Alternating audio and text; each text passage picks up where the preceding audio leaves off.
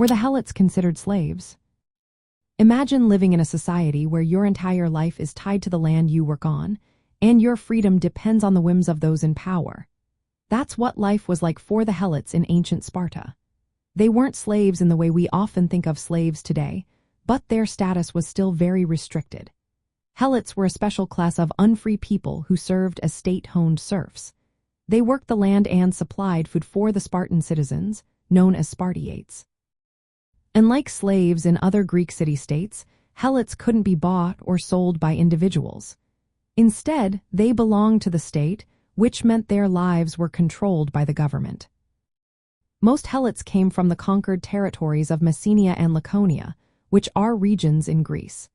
These people had their land taken from them after Sparta defeated them in wars during the 8th century BCE. Their status was passed down through generations, so being a Helot was hereditary.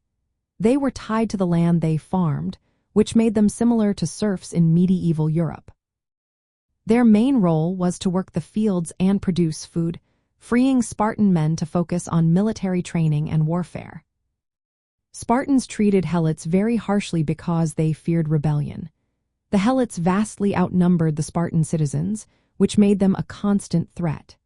To keep control, the Spartans declared war on the Helots every year, even though it was more of a formality.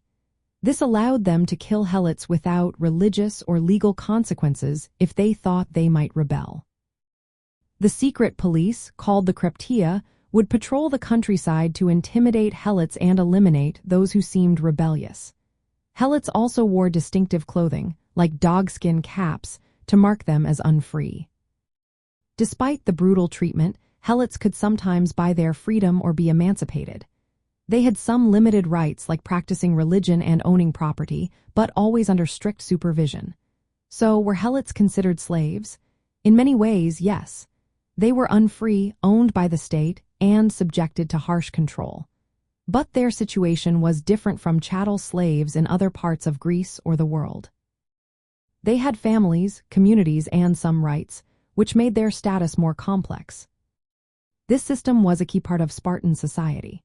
It supported their military strength by providing the labor force needed to sustain their way of life. Understanding the Helots helps us see how ancient Greece was not just about city-states and philosophers, but also about social systems that could be very harsh and controlling. So, in the end, while Helots shared many traits with slaves, their unique position as state-owned serfs makes their story a fascinating part of Greek history.